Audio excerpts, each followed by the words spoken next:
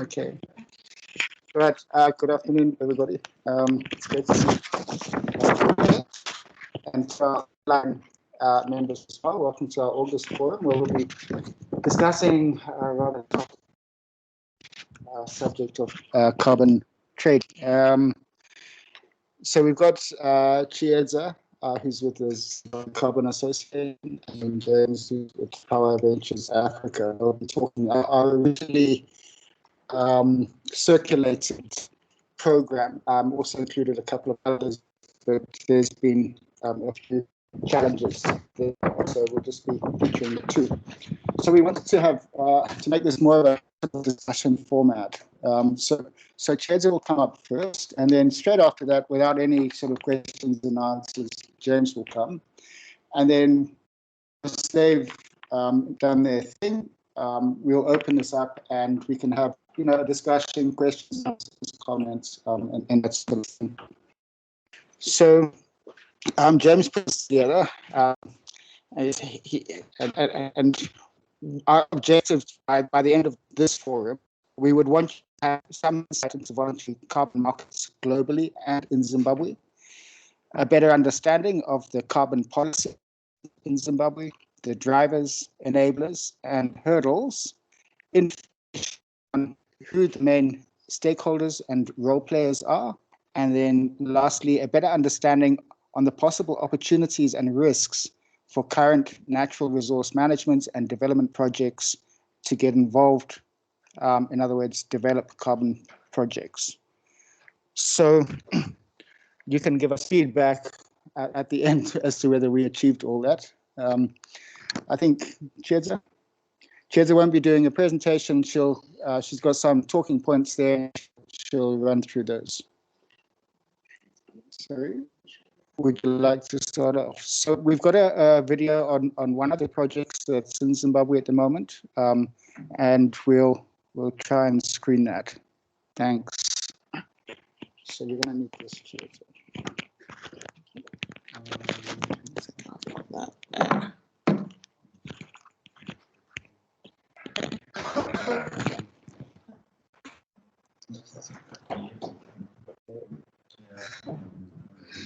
Oh yeah, you need to stand in front of us.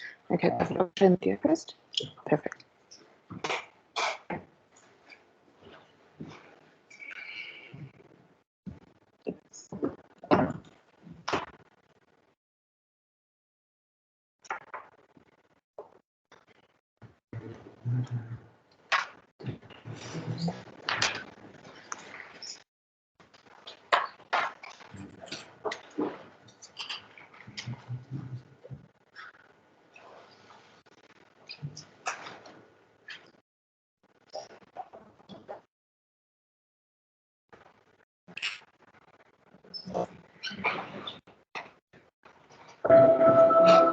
Zimbabwe's indigenous woodland is a precious and valuable resource, but it is under growing threat.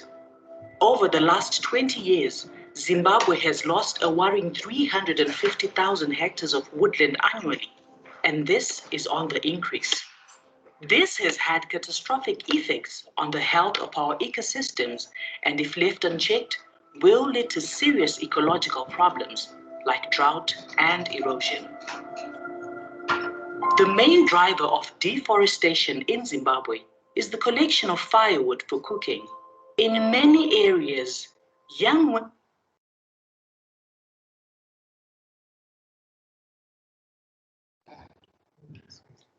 I would have said it was a collection of firewood for tobacco.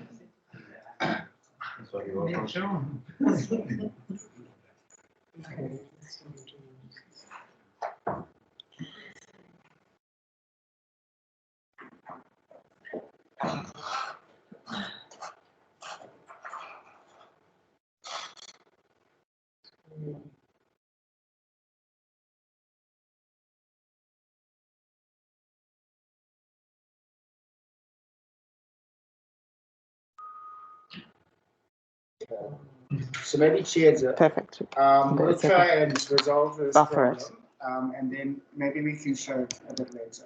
Perfect. So, good afternoon, everyone.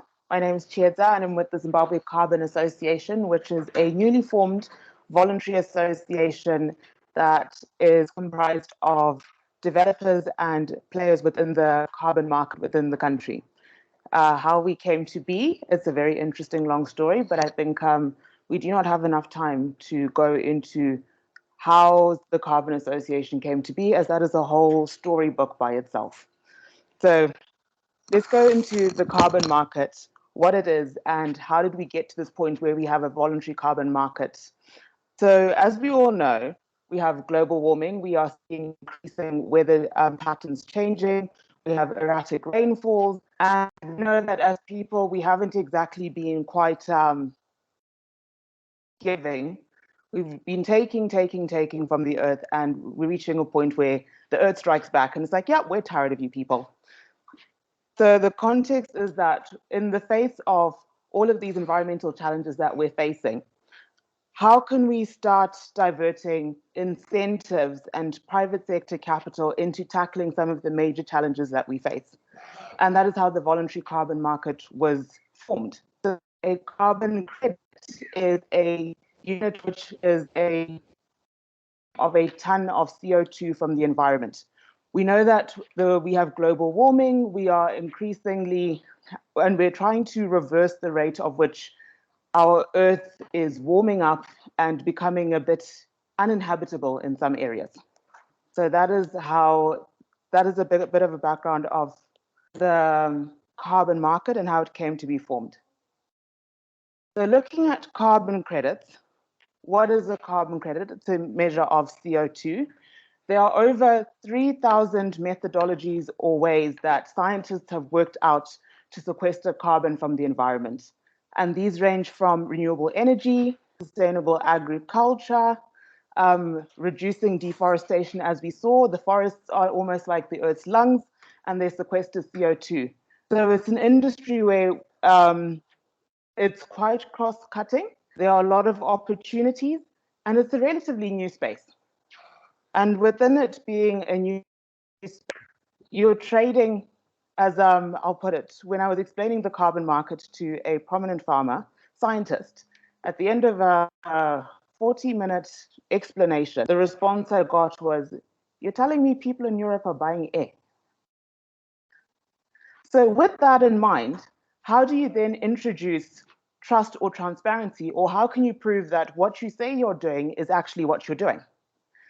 So within that unit of CO2, we have what are called authentication bodies or auditors or verification bodies, similar to another voluntary standard that a lot of you may be familiar with, Global Gap, SMETA. It's typically where people will come in and verify that what you say you're doing is what you are doing. So a carbon credit is also a unit of trust.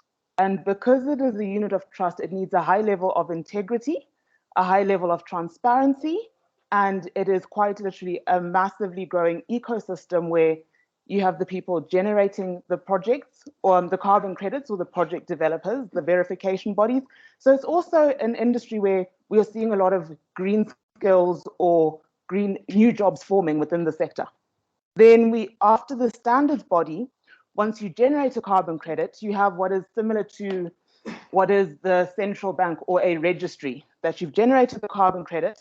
It's been authenticated by an independent third party, that you've met certain milestones, that what you say you're doing has been have this tradable unit which sits on a registry.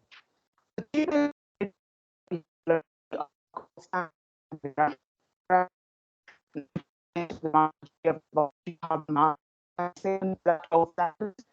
are also smaller ones, such as new standards being formed, such as the hemp standard, the European biochar certification, and I said there are about 3,000 methodologies. There are new ones from the time that we met in Vic Falls for the AVCCM conference to now. I've literally seen over 100 new methodologies across different registries being announced, such as an exciting one, which we always talk about, I think, is Market Linkage Association, food loss waste. So, Michael, those reports, we need to start getting some of these scientists doing this verification and incentivizing us to implement and reduce food loss waste. So you can see how useful carbon credits can be in terms of incentivizing problem solving and reducing emissions. So who buys carbon credits? So a lot of countries signed up to the Paris Accord. And within that, we have two markets. We have the voluntary carbon market and the compliance market. So on the compliance market, countries that are heavy emitters signed up and declared national determined contributions where they made commitments that they were going to reduce their emissions. So for some countries, especially highly industrialized countries, their emissions are always going to be higher than what they can sequester. So within the compliance market, you have ITMOs or bilateral trades where your carbon credits generated can offset the carbon credits on a national level, and these credits are traded government to government. Then you also have companies. One of the biggest buyers of carbon credits is the airline industry. So every time you buy your ticket, you typically see how much CO2 per passenger, per airplane. So you can also, as an individual, reduce your travel, or you can offset it. And if you're a company that is wanting to commit to net zero, as we're seeing a lot of British supermarkets have a net zero by 2050 policy, a lot of businesses in logistics are also purchasing carbon credits to reach those targets and those commitments that they've publicly declared. Then, additionally to that, it'll be interesting to see as we're moving forward. We've also had, you look at the voluntary carbon market, brands that, to increase their consumer acceptance, are buying carbon credits. So a lot of luxury brands were claiming or reported to be net zero, carbon neutral, and they are growing.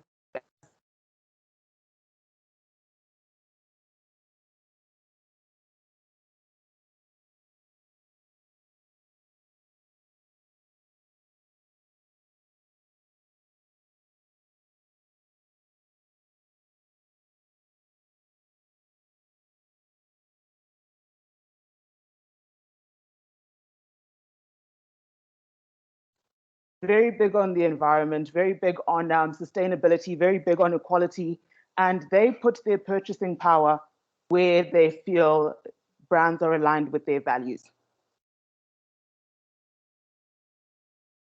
Then looking at the carbon market, when you look at the buyers of carbon credits that I've just highlighted, such as country-to-country trades, big brands, major airlines, the question now is who develops these projects or who does the market linkage? Because as I said, there's a lot of verification, there's a lot of science, there are methodologies that are in place, and James will expand further just his journey on the work it takes to set up a project.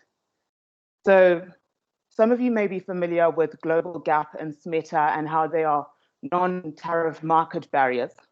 On the carbon market, the monitoring and evaluation is like Global Gap and SMETA on steroids. So with that, an emerging market of carbon project developers has opened up, and these companies default functionality. Them is going through the methodologies, understanding the science, developing the project, meeting the registration, dealing with the monitoring and evaluation, the verification, and the very, very integral functionality driving market access. So an example is the agricultural space. Most farmers are operating at a local level. They grow their produce, they take it to their local market, their local supermarket, they buy, and it's very localized trades. So how then do you get a smallholder farmer or even a commercial farmer trading with a major airline? And this is where the carbon project developers have an integral part where they have a functionality where they also aggregate and then facilitate market access and consolidate. So a lot of the customers for carbon credits, they typically want, Volkswagen were saying they're looking for on average close to 100 million carbon credits per annum. No single entity or farm or solar company is going to be able to do that. So the project developer has that integral part of aggregation and facilitating market access. Then let's look at Zimbabwe, just to bring it back home. We see that the opportunity of the market, not compliance with country trade. 2050, there's a growth in private companies is growing.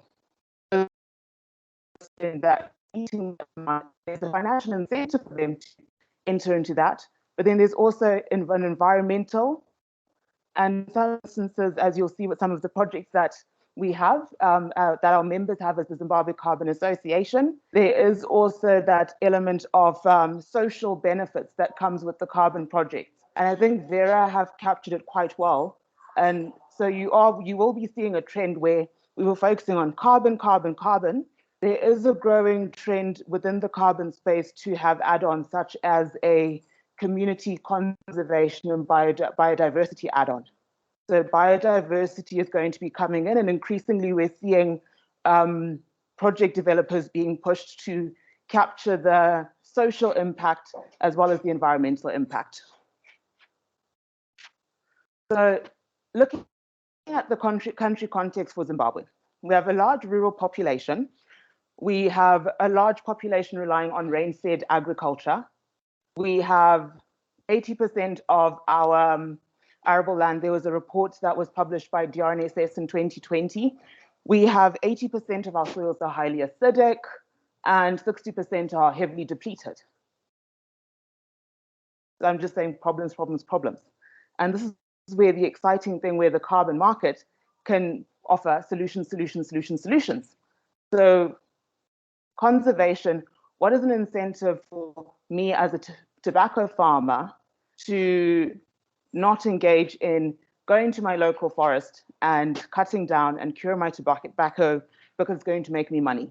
The carbon market, or if you have a carbon project that is looking at agroforestry, there is now a financial incentive for me as a farmer to not go into the forest because I'm being compensated for conserving the forest. Or let's say we know that only 5% of farmers actually get their soils tested.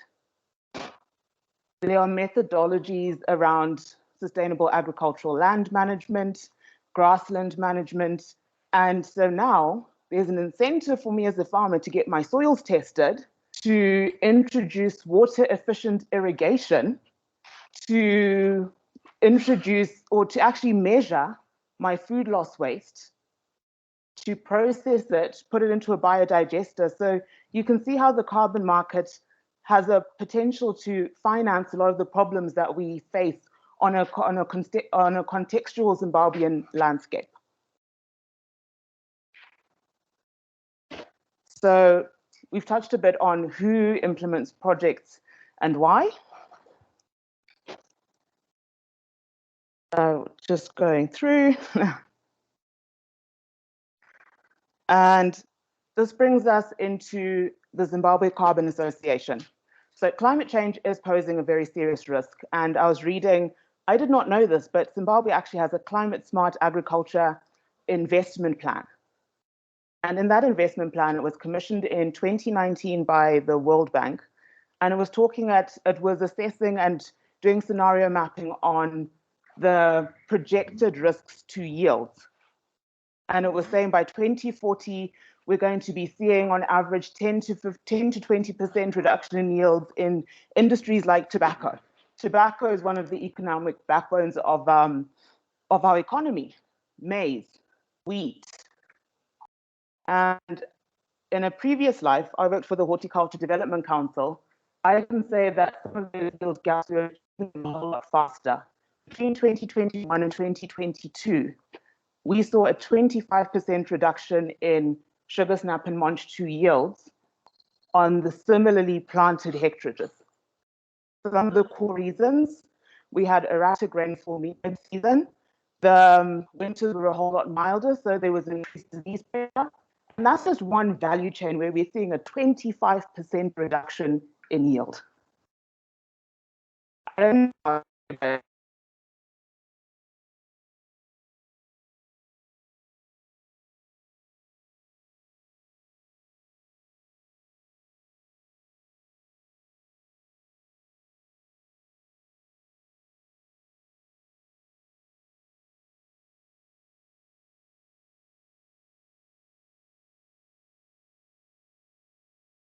In the room today who can speak to or add to, or maybe in the Q&A. So the Zimbabwe Carbon Association has 13 members, of which 7 have active life projects, mainly around clean cook stoves. In that we have a high rate of areas where firewood is one of the most affordable forms of energy. However, we also know the challenges that open fires pose a risk to children, the amount of numbers of young kids that end up with severe burns playing around the fire year on year. We know the statistics. We know the detrimental effect of inhaling microparticles, and there are solutions that have been developed. So there are methodologies around calculating if you have an energy efficient cook stove, how much firewood is reduced. From all of the other things that I've mentioned, you can also see some of the other socioeconomic benefits of it, that if you have a more efficient stove, you're spending less time as a woman. Typically, people that are given the, afforded the joy of gathering that firewood are typically women. If you have an energy efficient stove, that's a 30% reduction in going and having to go fetch firewood, and you can use that time for other things. So this is just one example of one of the industries that some of our project developers are operating in. We have boreholes. We talked about water efficiency and how water is becoming one of those resources that it is becoming. I think Zimbabwe, we're blessed that we have one of the largest dams per land mass in Africa. But we are seeing that we need to be more efficient in our water usage.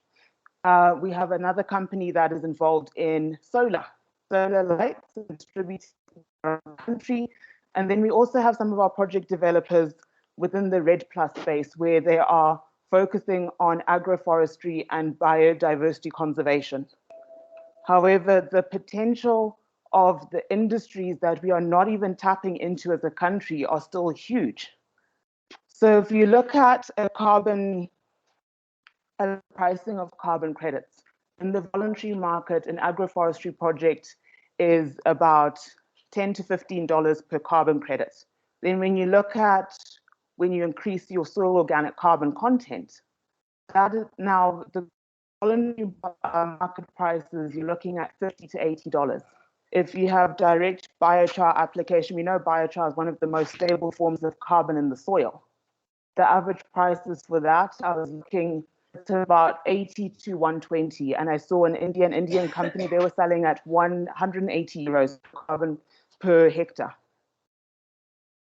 In a country like Zimbabwe, where we have a medium to long-term funding gap, you can start to see how climate finance, which was designed to go and to be diverted into the people at the forefront of the effects of climate change, how we really should be exploring the climate finance space, the carbon market space, and ensuring that we have a thriving ecosystem. So 13 project developers alone is not going to unlock the opportunity that is before us within the voluntary carbon market. We need to develop more projects across climate smart agriculture, waste management, renewable energy, and we can tap into climate finance to unlock that. And one of the incentives for developing carbon projects, if a registry is sitting in Switzerland or sitting in, England or even locally, one of the beautiful things about the carbon market is that it removes the country risk that a lot of the private sector entities face when trying to mobilize medium to long-term funding. So when you look at the carbon market, I think we've all been focusing on money, money, money, but I think it's also looking at the potential to tackle very real issues, but also to unlock economic development and growth. So now I'll give you a bit of a legislative background, which saw the birth of the Zimbabwe Carbon Association. So in May, the government announced the Zimbabwe Carbon Credit Framework. And it was a document that was a little bit of a surprise for some of us. But you know, Zimbabwe, we like to be kept on our toes. And they announced that Treasury would be taking 50% of revenue from carbon projects. When you look at a carbon project, the initial project development costs are insane. We still are learning. It's a relatively new market, and we have to import a lot of the skills and expertise in some of the project development.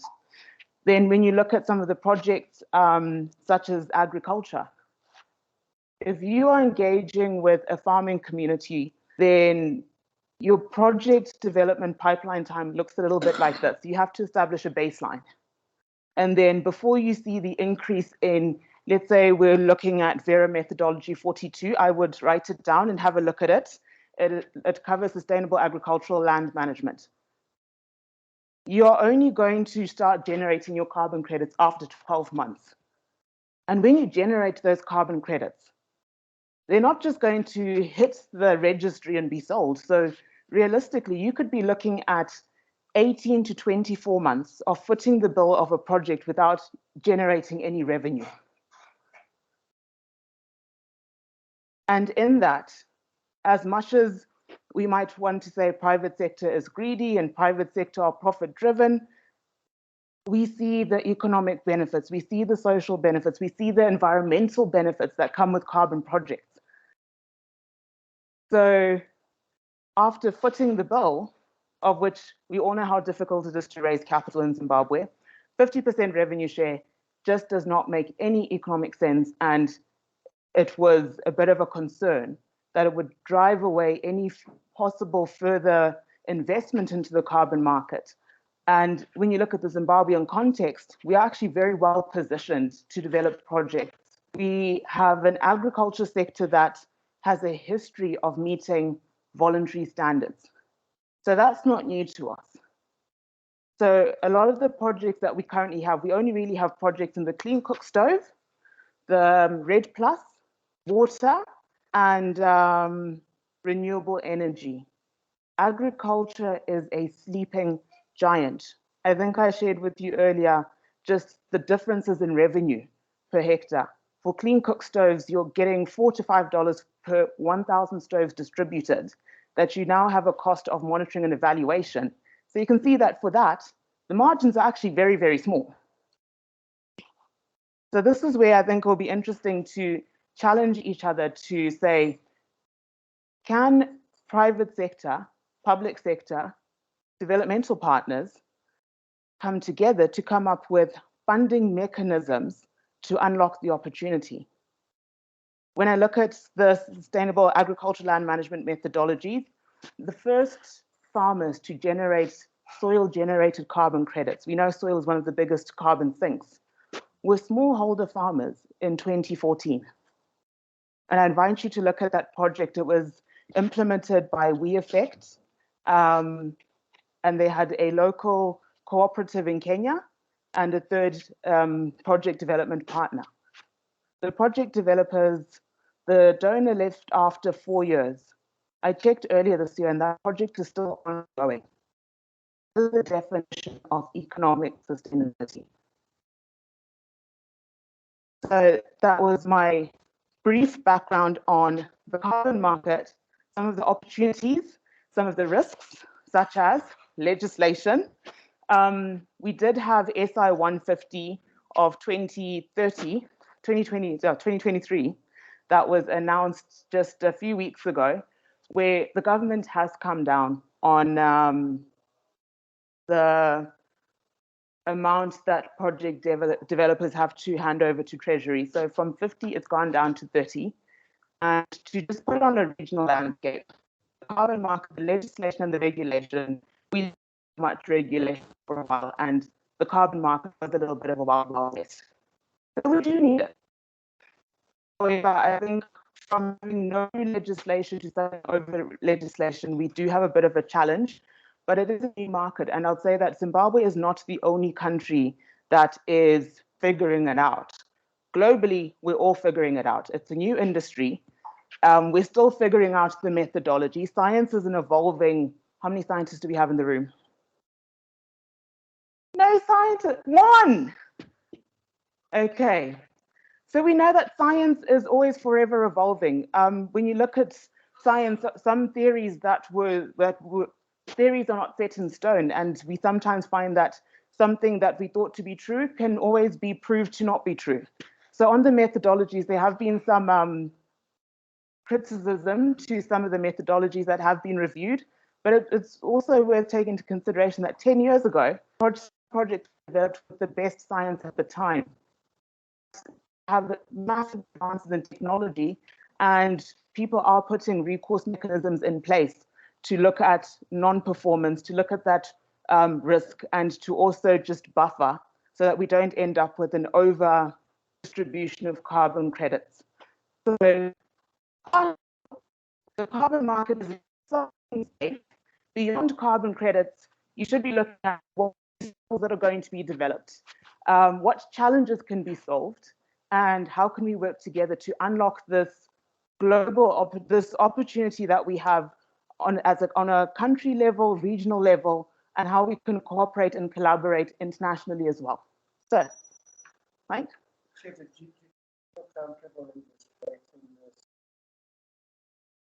Okay, yeah, sure. So we touched a little bit on the legislation. May we have the carbon credit framework that is announced with limited consultation with private sector. And as you can understand, if you're a project developer and you've done your financial flows with a certain assumption, it's going to be a shock. And for Zimbabweans, I think we're okay with that. We know that sometimes policies change.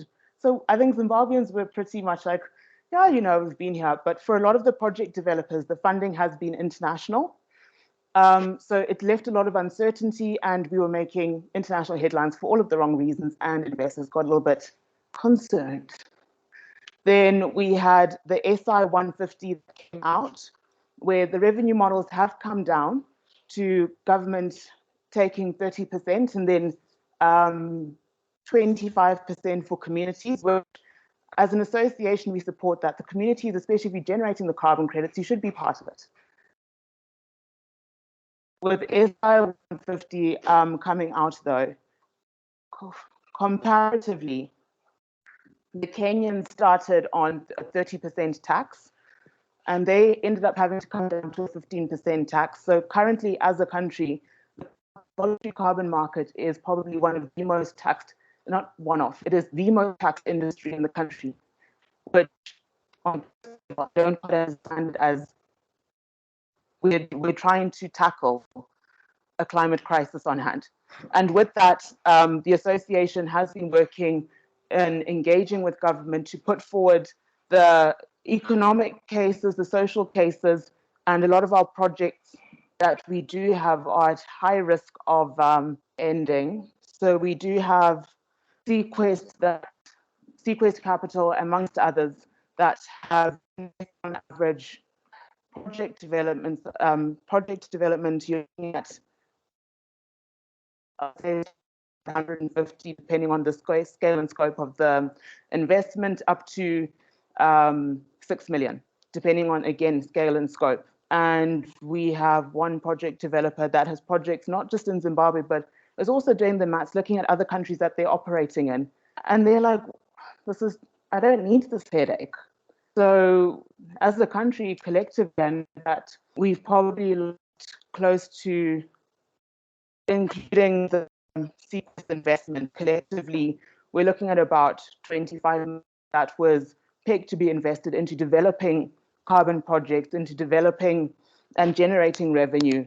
And we're hoping that so early days that we have an audience with the new administration as things settle down, and we find revenue share models and benefit sharing models that create that triple bottom line of people, profit, and planet. Thanks, Gita. Okay, thanks. With Sequest, it came as a bit of a surprise. The three of us were in a meeting with Sequest on Friday. The company's been around since 2019 and has sort of distributed hundreds of thousands, I think it was 400,000 cook stoves to communities around the country. They said that this is a starting point for them. They start with cook stoves because it's easy, and then they move on to more ambitious projects with those same communities. They've got factories in Cape Town, they manufacture. They are a global organization with projects in Kenya, Tanzania, Malawi. Sort of, as we got to the end of the conversation, they told us all this exciting stuff that they're doing. And they said, and we've packed up in Zimbabwe. We've left the decision last week, and we're no longer operating here.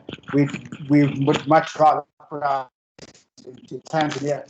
Tanzania came in with a similar legislation, 50%, and then they listened to the objections. They came right down, and Sequest said, we're willing to work with them. But in Zimbabwe, we've tried several times to meet with ministry, and it's just been a sort of shut door. So it was quite a shock, to get so excited and then okay, it's over now. It was pretty shock. You like to? Oh, we got to do the video first. So it's working now. Yeah.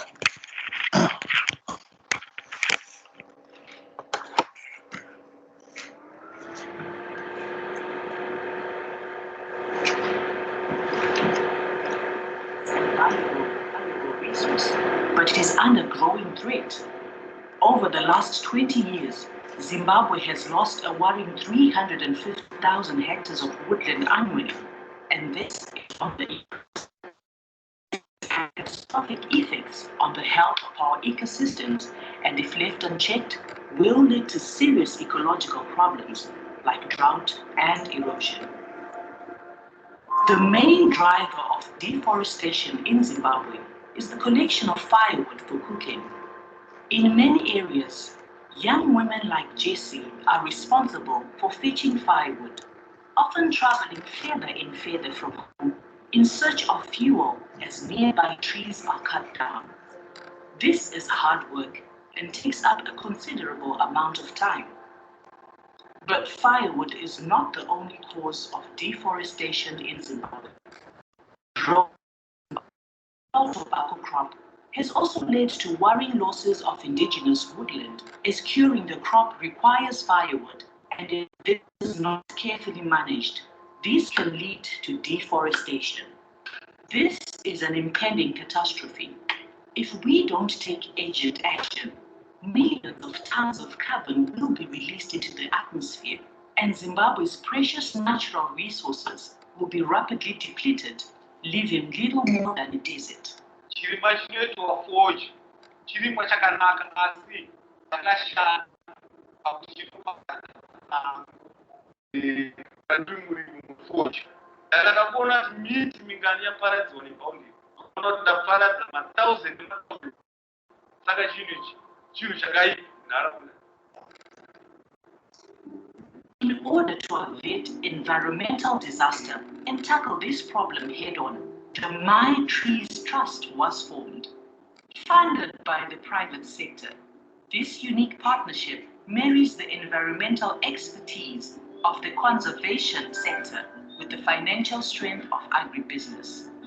My Trees works closely with traditional leaders to deliver a raft of solutions which address ecosystem damage and the closely associated problem of rural livelihoods.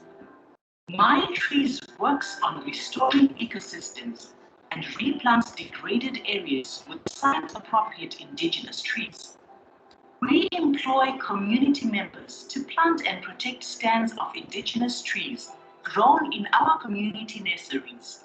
Ndakajoina project yetree nokuona kuti miti iri kupera ndipo kutozowana miti yacho kwanze zvakanaka nekuripa nekupasisira. We work with our partners to deliver sustainable firewood to tobacco farmers at subsidized prices.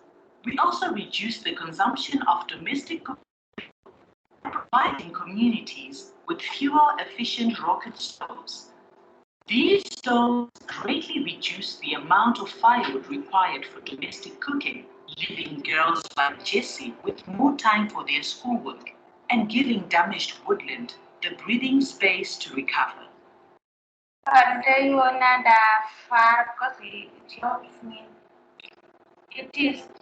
It is too smart.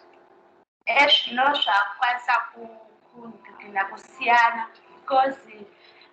mashura akataishandisa huni hombe huni dzakawanda zvikwanisa kuti zviparadze masango edu. Now tashandisa huni idzi dzokwanisa kuti masango edu avhare, tichakwanisa kunge tine ma-animals anoliva in the forest kuti tifemo mweya wakanaka wemiti dzakasiyana siyana.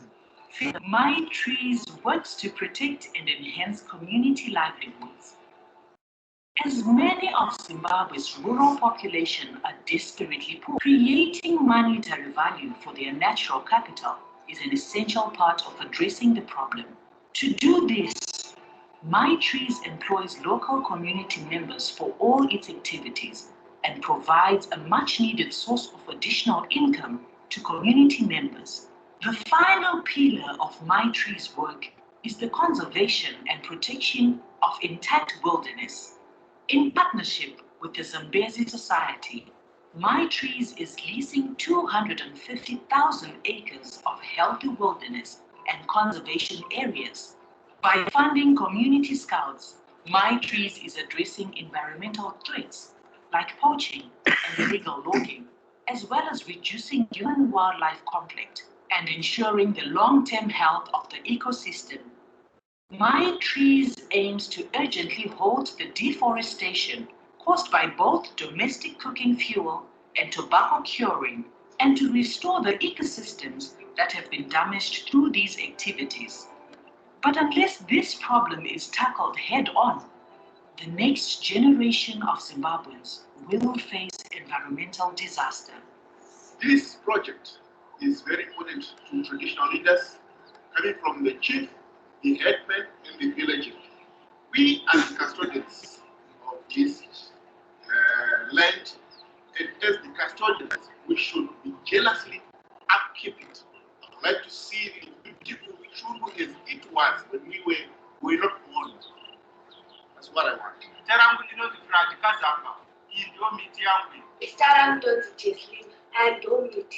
My name is Dr. Garaparo. These are my trees. My name is Chief Chunu, and these are my trees.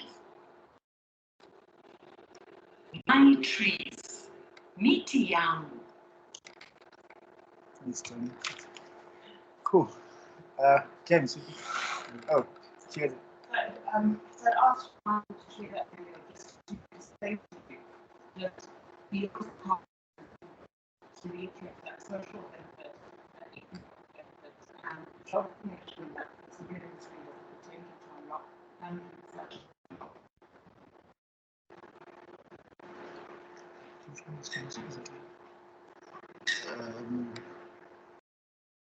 Where is it? Where are they? That's it. Yeah.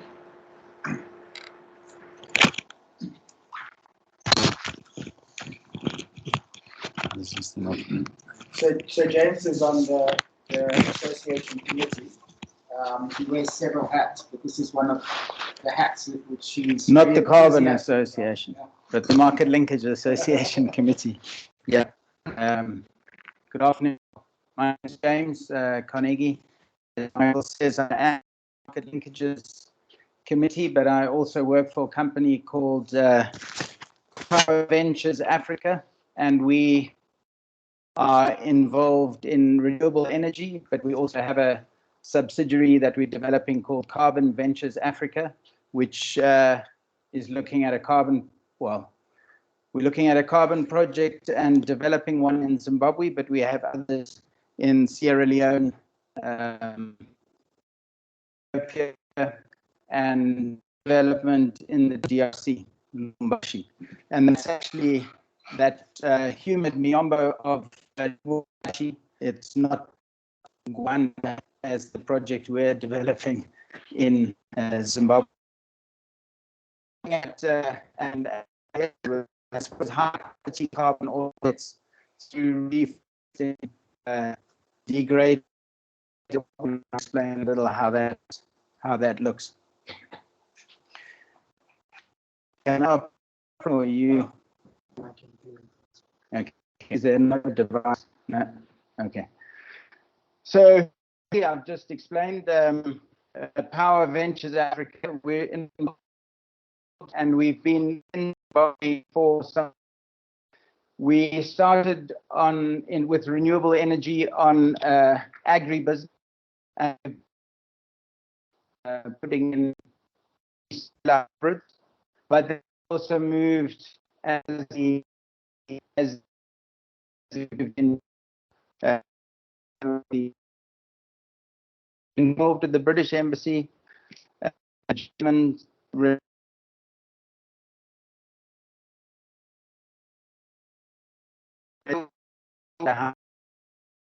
But we're here to talk about carbon. On the carbon side of the business, as I said, the Carbon Ventures Africa. Is that thing going to operate? Yes, it's okay, so we started with 2 projects on private land in Sierra Leone and in Ethiopia. But then we've now moved into projects in, as I said, DRC, and now in reforestation. So we're looking at reforestation, and I'll just explain a little bit about that.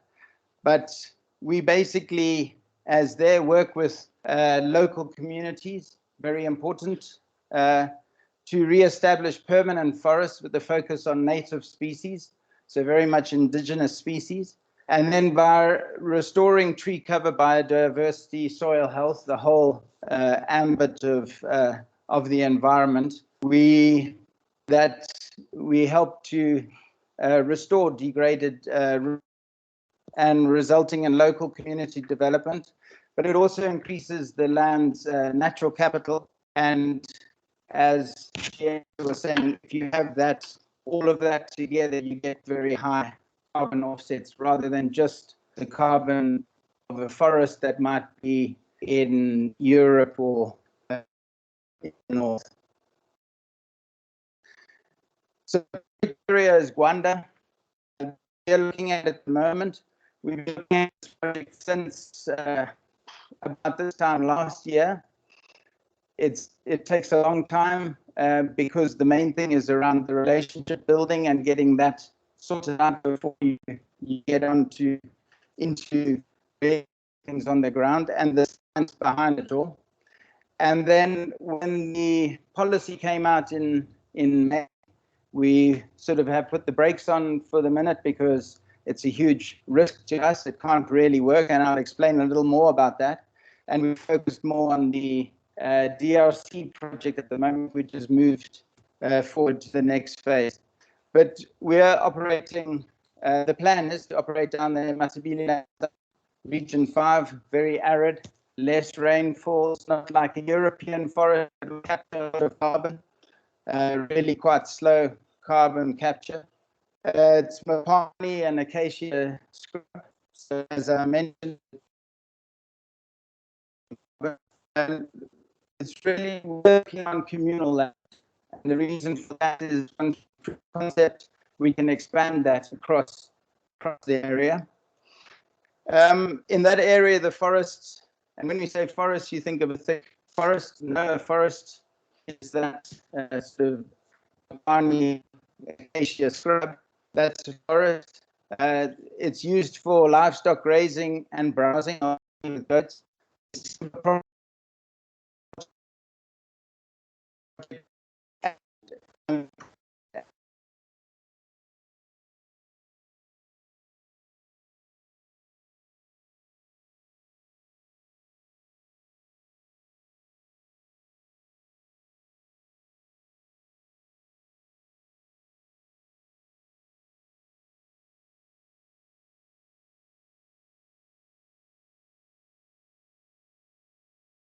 Local Enforcement Chief Mambo has indicated that the Mapa harvest has decreased.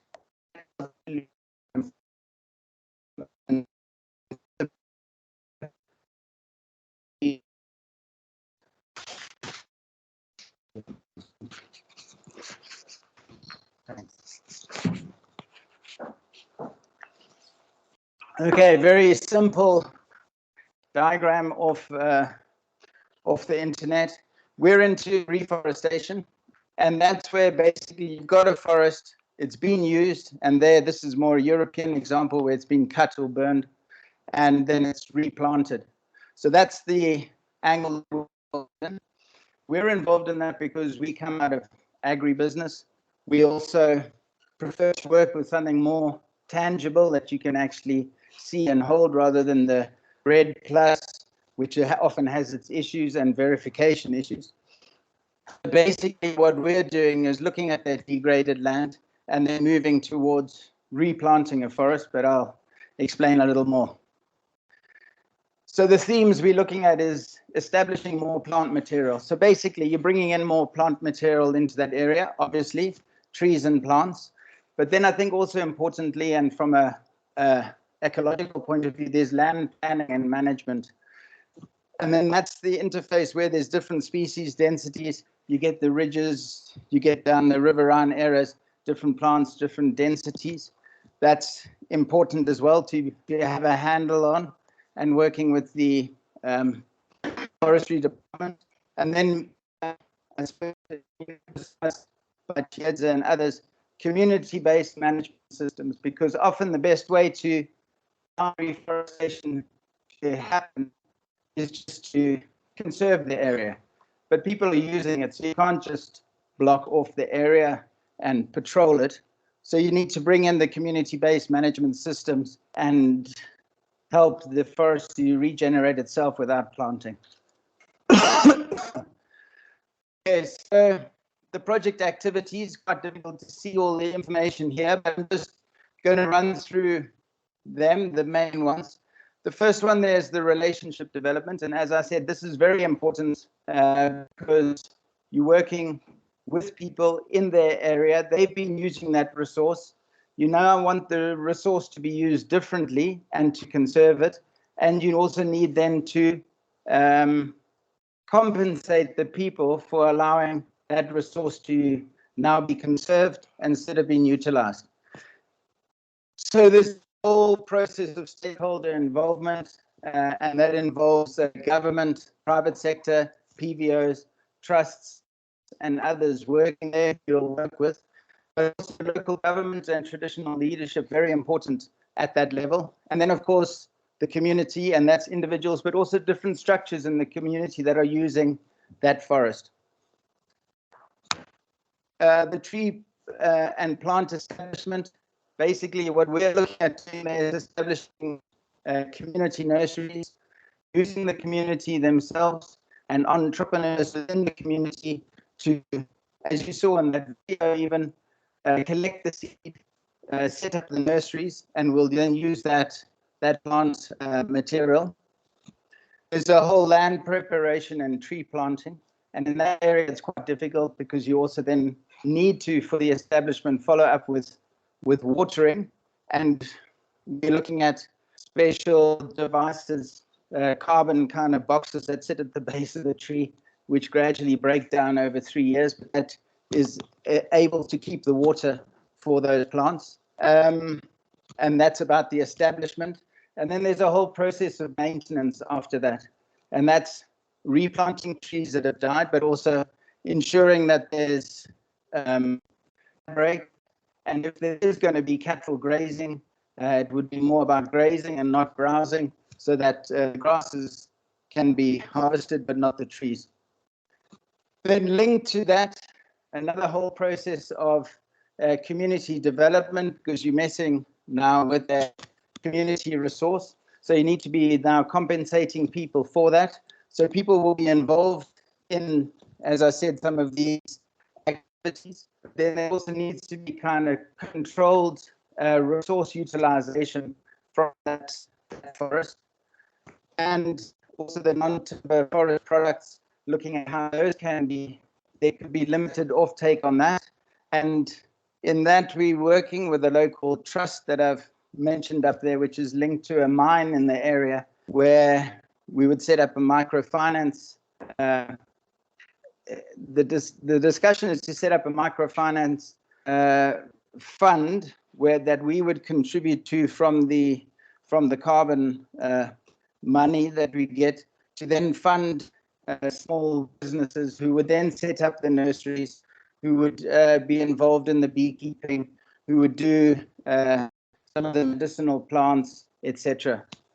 So it's quite a complicated setup. It's not just planting trees, there's the whole community angle, which is important.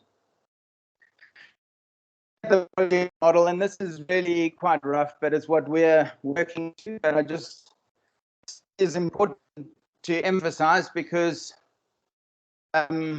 we've kind of worked out the percentages down the middle there that we're kind of working towards. But obviously the 50% that governments come with makes it a non-starter. Even the 30% is still a non-starter, because, well, let me just run through some of this.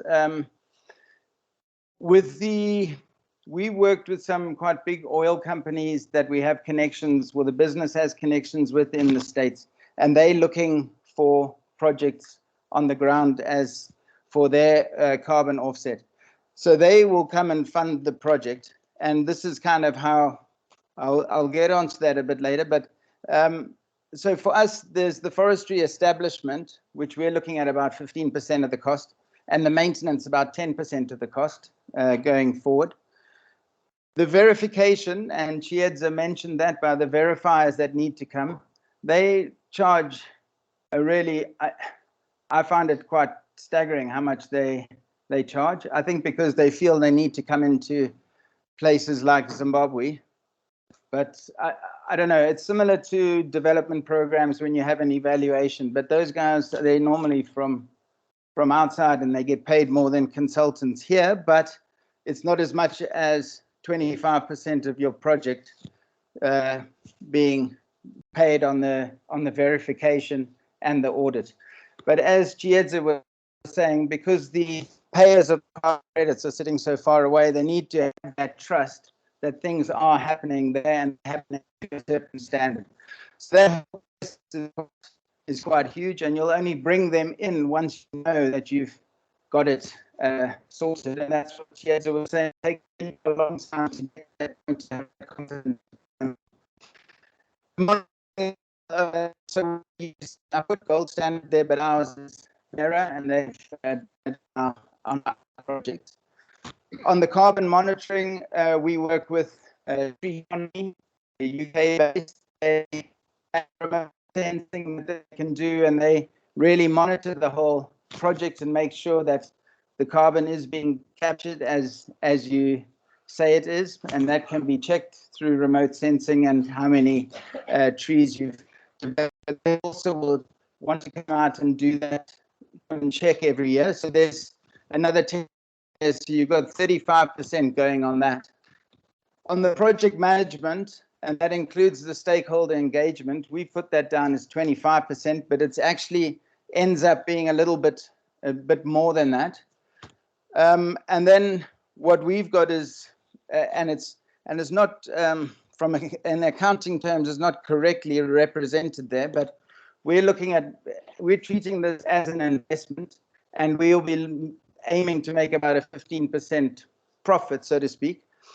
5% of that profit, when you're dealing on private land, will go to the landowner. 5% to the local community. I'm talking on private land, and then 5% to us as a business in terms of our profit. But in this case, and as you can see down the right-hand side about who's involved, if you're working on communal land and you need to compensate people for taking this them and now reducing the amount that the resource can be used, what we need to be doing the whole way from the forest establishment, the maintenance, and the project management is involve the community in all those steps.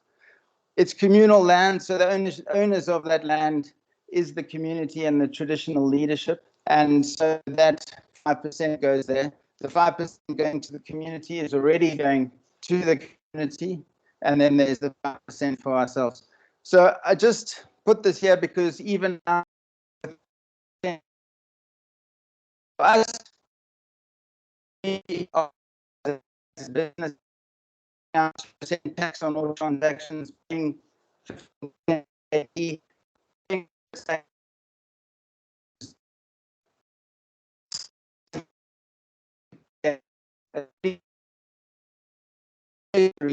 center, we feel it would make more sense to be paying that to local government.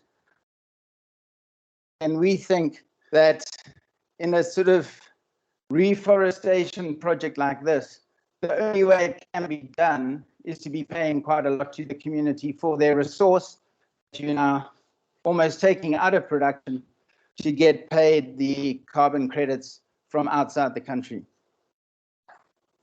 So the issues arising for us at the moment, as I said, we've tapped off now rather than going full steam ahead, but we'll wait and see what's happening with the policy environment. Surely all things will work out, because it would be it would be really sad if other businesses were moving out just because Treasury at the center needs to capture this, because I think there are so many environmental benefits and developmental impacts for the community, which is, I suppose, what a developing economy is all about.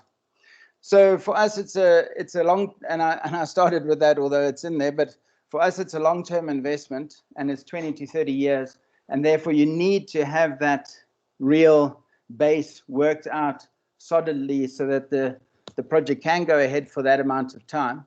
And so community management is key. And the way we're doing it in terms of investment is starting with a pilot, which we feel would probably be about 500 hectares. Once we've proved concept, we'll increase that to 1,000, 2,000 more, and just open it up across across that communal land if it works. The carbon capture is really low, 1 to 2 tons per carbon, no, 1 to 2 tons carbon per hectare in those areas. But we also feel that with the whole community involvement, as Chiedza was saying, and the other angles to the project, it improves the value of the carbon offsets. And we also expect that the carbon price over time is going to increase as people start looking for better and improved projects that they can fund. The policy environment, normally a policy environment would be enabling, and but we also recognize that regulation is key, so we welcome that. We're kind of operating on the Zimbabwe as open for business, but as most business people know, it's practically quite difficult. The recent carbon policy, as I say, we kind of welcome that, but at the same time, we're waiting for that, and we are members of the Carbon Association in hoping to lobby and see if we can come out with something that works. As I mentioned, the 30% tax is quite difficult for us, but we'll also, if that's at a time frame, you kind of welcome consistency in policy environment. So we're kind of biding our time and watching that. The carbon Association of Zimbabwe, which was recently formed. As I say, we're a member, and that's a very positive step forward. And we hope that through that and through those discussions, it'll move towards something that works for all. And we're continuing to develop our project, and we believe that it will come right. But I think we'll have to make a call at some stage. Being here already, we're a bit more resilient than the Sequest guys. So yeah, thanks very much. So maybe share the James, would please put it in the middle. Yeah.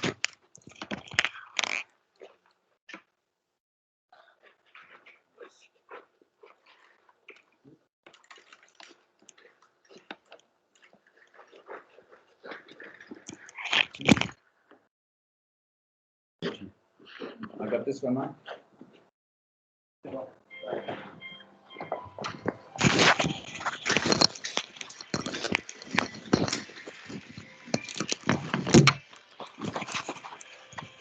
So, any questions for the presenters today? I've got a few questions. Apologies if I'm repeating what has been said, but I'll just ask them one time. But I wanted to understand the business model of selling carbon. Yes, I appreciate if someone wants to continue, for lack of a better word, someone wants to keep on polluting where it's too high to cut down whatever their business, wherever they are, so they pay for someone to absorb the carbon, right? And based on the model for carbon ventures, suppose opening a tourist site in this forest is what would make it looked after, the lodges, so that the community sees value and it's sustainable. Yeah. Do the carbon credits cover that, or you have to lobby for a higher price? Because if it's, I forgot the price you said it's 1 to 2 tons of carbon per hectare. That's very low.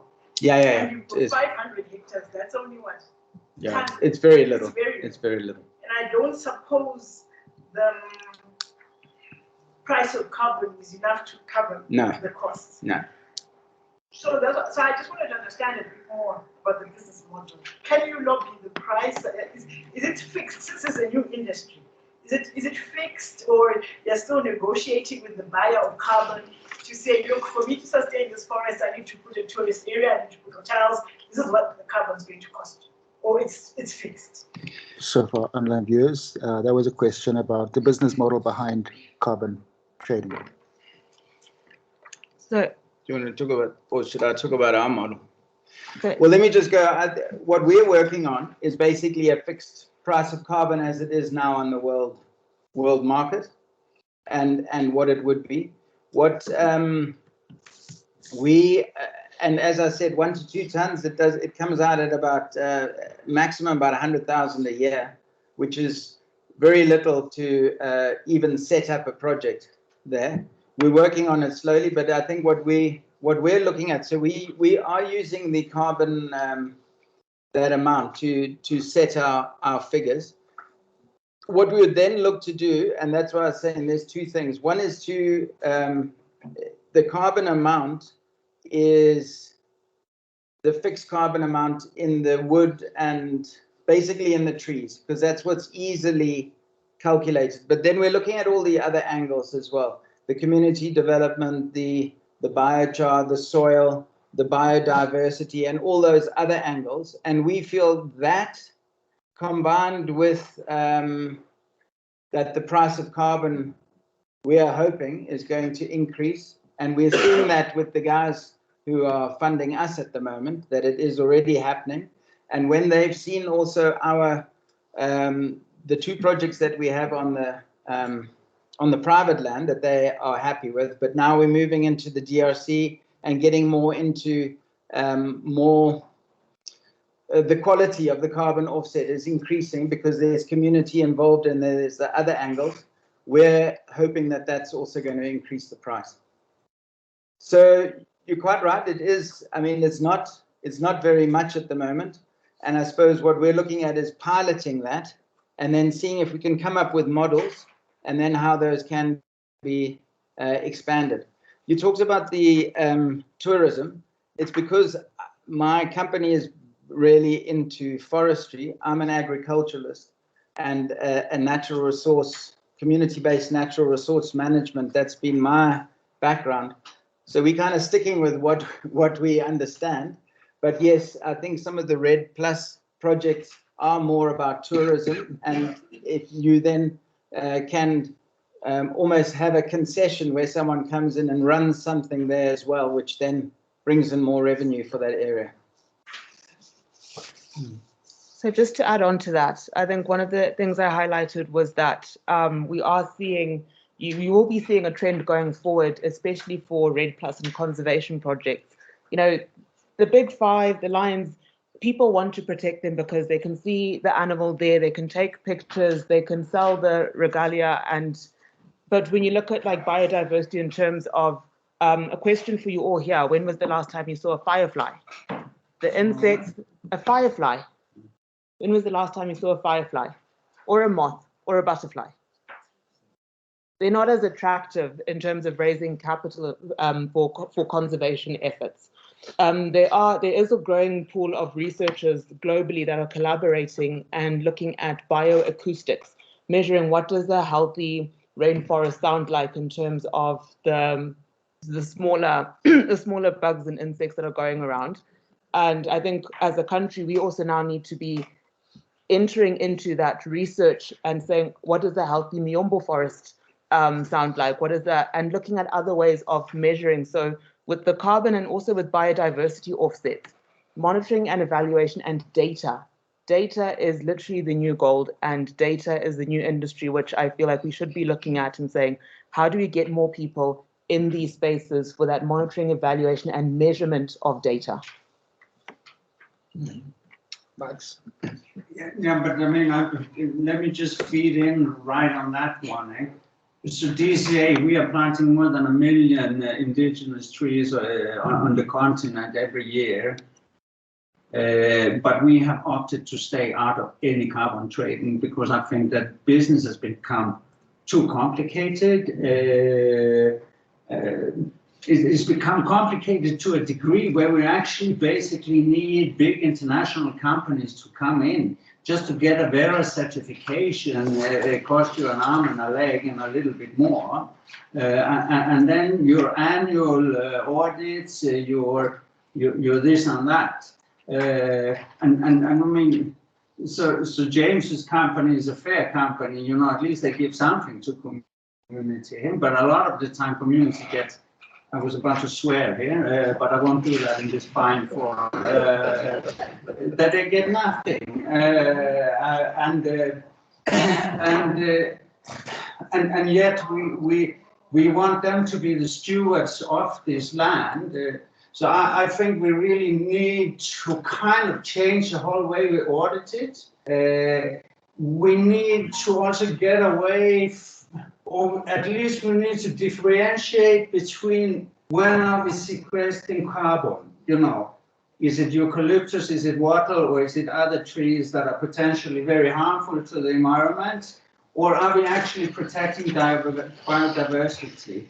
And how are we then protecting and regenerating that biodiversity? Could we figure out prices to give for communities not to destroy valuable biodiversity? Can we get them even higher prices for restoring destroyed biodiversity back to its original balance? So for us, this whole carbon trading is, you know, we're scared of actually entering in it, and we have a debate every single year. Should we start trading in carbon? And every year, shit, there's too much dodgy stuff going on. Hey? There's too much reputational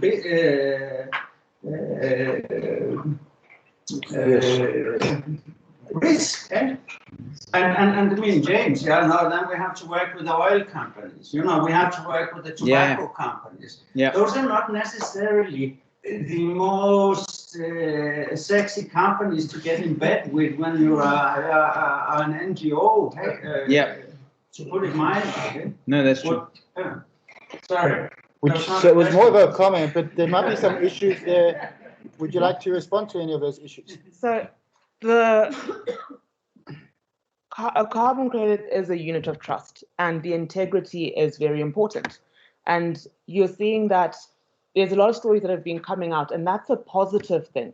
So in Zimbabwe, we had a very notorious project where, as you said, the communities basically got nothing. And number one, we can start from a position of we know what we don't want. So I think, as the Carbon Association, as private sector, and also as your own entity, you can decide that there are multiple standards. Vera and Gold Standard are the two main ones that have majority of the market share. But then there are smaller ones that might be more aligned with your values. In business, it is important to think that, is this company aligned with my values? Is this an industry I want to support? You can choose that you don't want to trade. So there are some platforms and registries where they will say, we will not trade to companies that are involved in oil. So it's finding the right registry for you. And you might find that, people are going to be traveling, like logistics is one of the biggest emitters of greenhouse gas emissions. We need to ship food across different places. That's an industry that's not going away. How can you contribute towards reducing the environmental damage of that? And then with on the integrity side, there is an International Integrity Council. There's an Africa Voluntary Carbon Market Initiative. And then, as I said, some registries, like I know the UK Carbon Code of Conduct, the UK registry, they've got a UK Carbon Code of Conduct. And you're seeing a lot of people voluntarily saying, these are standards that we are going to abide by. So Zimbabwe Carbon Association, we were pretty much born out of a need to speak with one voice. And it is one area that we have been speaking with as an association, to say that we don't want the reputational damage on a country level. Let's come up with a code of conduct that all project developers that are in this country need to abide by, in terms of, okay, we want, you've seen the breakdown of cost from James's project. With each of the different methodologies and projects, can we come up collectively with modeling that works, where there is a community benefit, like financially, what makes sense, what can go to the community, and be equitable without exploitation? But it comes, number one, coming together, deciding that this is what we want, and then moving with that vision. That was the one issue. The other one was around cost of certification. I mean, there's no way around that. And just added to that, why are some governments seeing this market as a cash cow? When the way that you've explained it, there doesn't seem to be an incredible amount of cash in it. But why is there that perception? I think, I think, as Chiedza said earlier, there's many different ways in which carbon credits can be generated. If you look at the one that I presented, it's quite a basic way, and you're not going to make a lot of money from that at all. I think where governments feel that there is money involved is in plus projects, where often that verification has been a bit confused, and people have made quite a lot of money.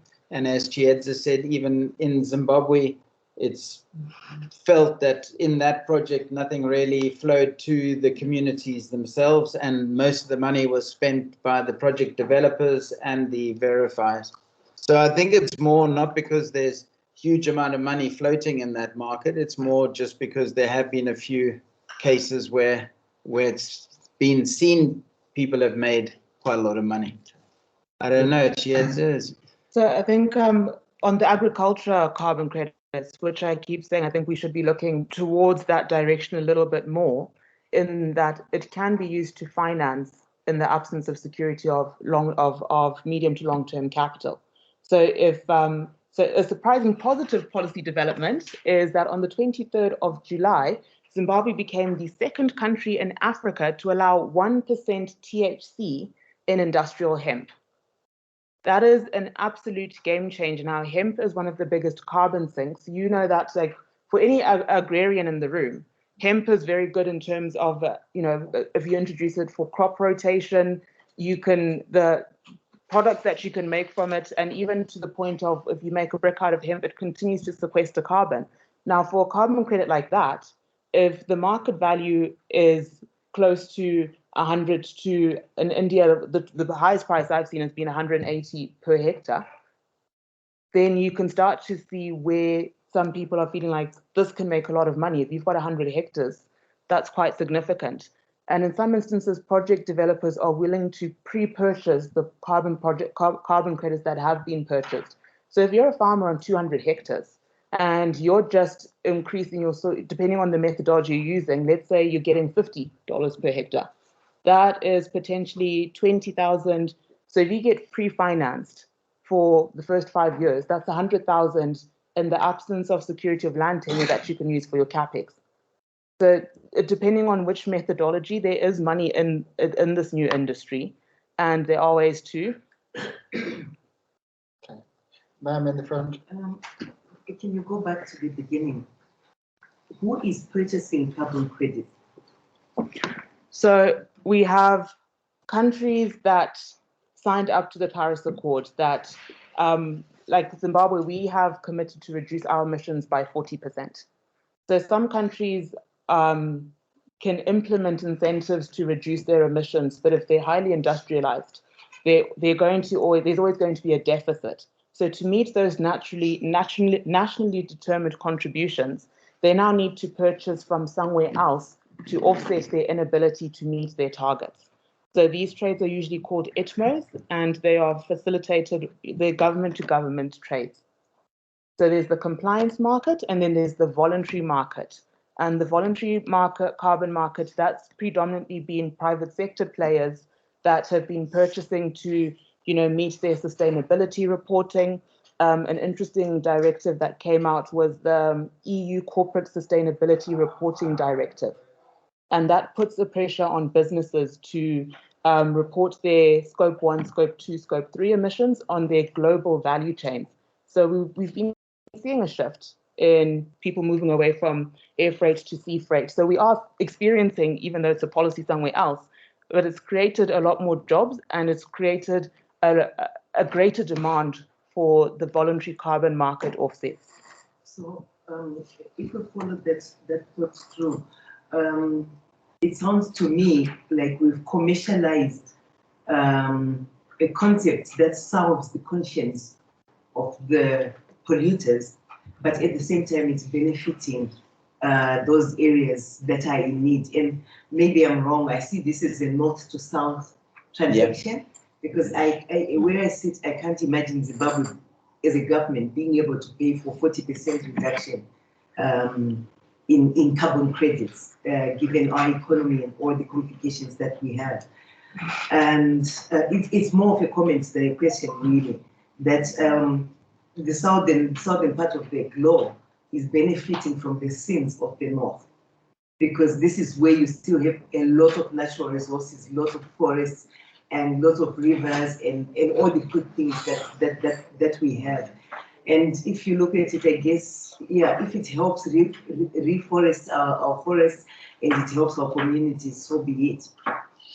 Although, can I just add on that, because as Mads was saying, quite a negative angle on that is actually that, in a way, you're keeping that north-south imbalance, so that rather than industrialize Zimbabwe, you keep it as the north remains industrialized and they pay the south not to be industrialized. So I think there's also that angle, which is also a moral question that you need to look at. Yeah, I think you put it better than I was trying to. But I think it's quite a negative issue, that, and I think that's probably why the carbon price would go up, because people will say, no, hold on a minute, this is not good. So yes, Chair, and Richard, could you tell us what are some of the drivers of market failure within the carbon market? Some of the drivers for market failure. So I think the biggest one that we've been seeing lately is Tanzania, Zimbabwe, and Kenya announced policies that hindered and in some instances did disrupt the prices of carbon.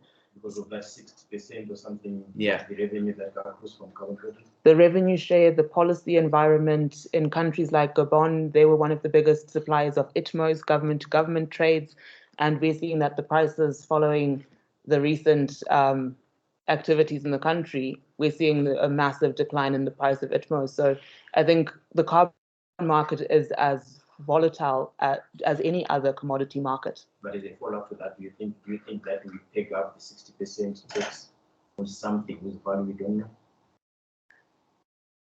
We do know the value, but I think it's worth diving deeper and having further stakeholder consultation to understand, because it's a new industry, and with anything new, typically it's going to be expensive. I remember when 23andMe started doing genetic testing, it was close to 5,000 per genetic test, but now if you want a DNA test, it's like £21. So with some of the technologies and the monitoring and evaluation, because there are still new technologies, companies are wanting to recuperate their costs. So we will see some of the monitoring and evaluation with more market players coming in. Yeah. People are tired of gold standard and Vera, and we are seeing more accreditation bodies popping out, such as, there's the HEMP Standard Code, there's the European Biochar certification, there's another Puro. So we are seeing other bodies coming, and the more players there are, competition drives innovation, it also drives the price down. And on a skills basis, do you see the chance that there are some people who are just rent seekers out there waiting to pounce on our economy? Most definitely. And we saw exactly the same thing happening when we legalized cannabis. There were a lot of consultants coming in that were charging an arm and a leg, and some of them weren't actually consultants. So the same gold rush that we had when we legalized cannabis is the same gold rush that we're seeing now, of a lot of experts coming in, charging exorbitant prices. But again, as we have more skilled people, we can localize some of the processes in terms of the accreditation.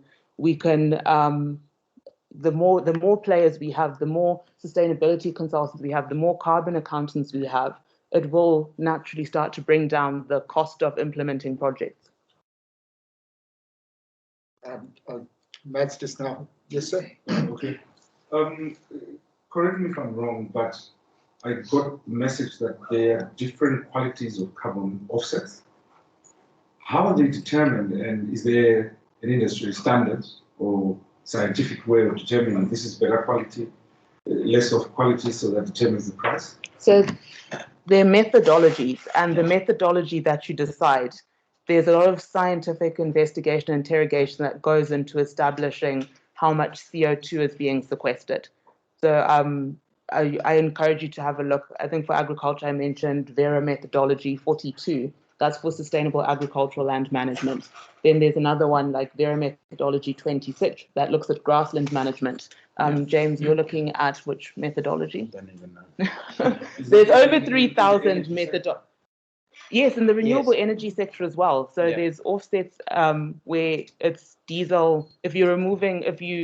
And that's another potential area where I think our industry should be looking at, that if they reduce the amount of diesel consumption and integrate, this carbon credits / climate finance can be used to install and finance some of the infrastructure that we've been saying, that we've got these commitments for irrigation, for water efficiency. There's a methodology. So it's financing that can be directed towards tackling real problems and issues that we have.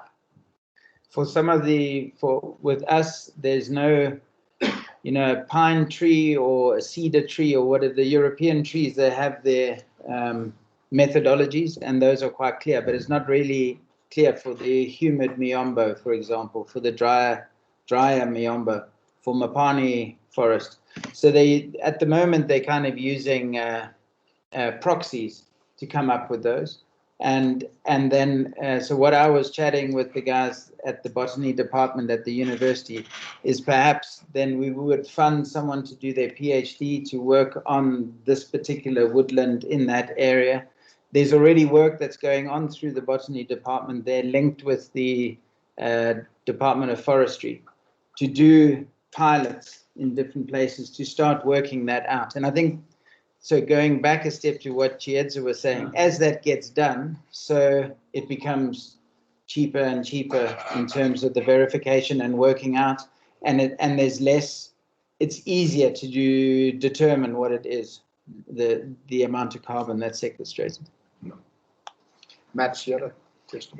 Yeah, I have one question this time around, but I will again start. I have a couple of my usual donors in the room. I've just wondered what they would say if I came in and said, we're going to spend 35% in audits and 5% in community. We need to fix it. As long as the accreditation and the auditing process is so crazily expensive, it's not really gonna fly, man. No, that's true. Not for people like us, anyway. Yeah. Just a quick question, James. Wouldn't it be more profitable for you guys just to send in the bulldozers, take out all of the thorny acacias and replace them with eucalyptus? We don't own the land, so we'd have to check with the community. No, but I think it's a hypothetical question. I just want to expose one of the problems here in the industry, hey? Yeah. Because I think it would make more money if you remove the indigenous trees and planted something fast growing like eucalyptus or bamboo for that. Or bamboo, which people are doing in areas. So whack the ecosystem and plant some fast growing. And that's why I think for the voluntary carbon market, we do need more scientists and experts at the forefront advising and saying. So beyond just planting trees, you are seeing a huge focus towards ecosystem-based adaptation, ecosystem restoration. As I said, that people are now looking at bioacoustics to measure the indicator species so that people will put. So we are moving towards that direction, and we have had issues in the voluntary carbon market where some forests weren't being touched, and then someone, people saw, we won't say which countries in South America, they suddenly saw an opportunity and they said, it would be a pity if something happened to these forests. So we have had exploitation of some of these mechanisms that should be diverting financial flows to the people at the forefront of the effects of climate change. Any more questions for our experts? Just a comment for my colleague. I don't mind if it's 30% for audits or 5% for the communities. If at the end of the project to improve livelihoods, you have a better environment, I don't mind if it's 30% on cables or consultants. I mean, this is not the important part. That means the global objective, no, what we should be looking at. So Are we recording this? We're recording that. So I think on the project development costs, as there are massive bottlenecks, and you are seeing West Africa, they've got West Africa Carbon Alliance, where they are collating certain, if it's researching policy, if it's bringing down, if it's training, if it's local skills development, they're working on a block level. So they've got something for West Africa, they've got something for East Africa, and you can see that those markets are a whole lot more advanced and have more projects than Southern Africa. So for us, because the ecosystem within the SADC region isn't as developed, you are seeing that every single company, like all of the project developers are all working separately. But imagine if we knew a Vera auditor was coming, we have consolidated the projects, then we can reduce the cost of that certification by paying one auditor to come and look at all of the projects. And that's where the association now comes in, where we're saying, what can we consolidate so that we have no duplication of effort and become more efficient in growing this carbon ecosystem? Yes, sir. Yeah, this is a question more directed to the association in terms of the money. Do you extend towards pointing projects in the right direction? How to get funded if the project qualifies? Currently, our core mandate is to having the right regulatory environment. If we do not have the right regulatory environment, then we will have no industry.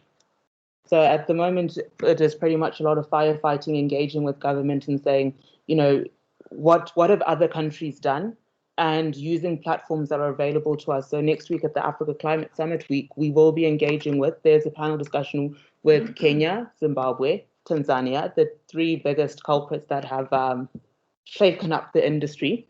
and then allowing them to have a market response, not just from project developers here in the country, but to also hear from the horse's mouth from investors that this is a workable environment that we can work with. Bringing that modeling, saying that depending on this project, this is, we can do 5% for community, and it's because we've got 25% for this project for the verification. So at the moment, it's consolidating and coordinating the growth of the ecosystem around the carbon market. It is a massive opportunity.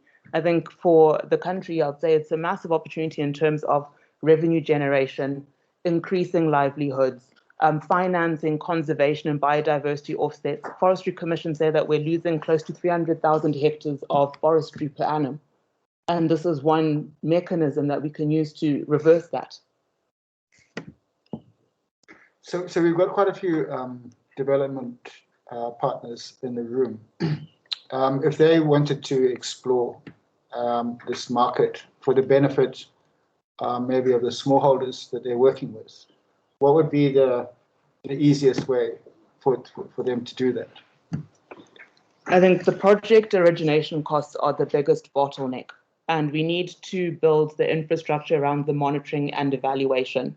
So if you look at one of the projects that, 400,000 cook stoves, it's 400,000 households that need a regular visit to see if they're using it. I would say, number one, on the regulatory environment, we need to collaborate with other countries so that we can position ourselves to be aligned with Article 6, so that we can trade, we can enter the ITMO market, but we have the right legislation and regulation. It's a new market, and governments everywhere are figuring it out. It's not just Zimbabwe. It is a global thing. It's a new market, and it's been unregulated for a long time. The second thing I would say is looking at reducing the project development costs. So either skills and capacity building or introducing blended financing to reduce that, as it is one of the biggest bottlenecks to unlock the opportunity. Smallholder farmers were tapping into the global voluntary carbon market in 2014.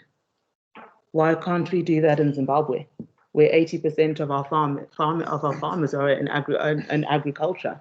And we have farmers, unlike other countries, we already have a lot of horticulture farmers, including smallholder farmers, that know about voluntary standards. If you can do global gap and SMETA, then the monitoring and evaluation for carbon projects isn't very different. So James, with Power Ventures, do they maybe look for an NGO on the ground and work with them? Yeah, that is what we do. Yeah, okay. That is the angle. But I think what is important is getting information. Because at the moment, I only got involved in this because of others who were doing it elsewhere, and they said Zimbabwe looks like a place, and I'm working with them, and so then it kind of happened. But I think on your question, there is a whole area of agriculture that there are opportunities there.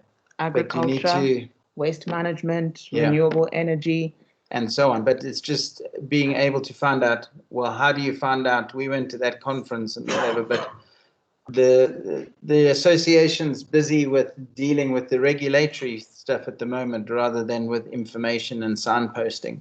So we are pushing, and we are saying that we need a sector by sector approach of looking at every industry and saying what methodologies are applicable to mining, the environmental restoration afterwards. Can we use carbon offsets to incentivize people to restore or to reduce the amount of chemical pollution that we're seeing in some of our rivers and waterways? What are the opportunities in waste management?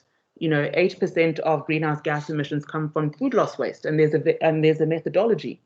I think I don't know how many FAO reports I've read on food loss waste, and it's typically bananas and tomatoes and onions, and we're now saying, okay, there's a potential solution here. What can we do? What's needed? What are the bottlenecks? So having a sector by sector investment opportunity areas to unlock, to look at the bottlenecks, what are the opportunities?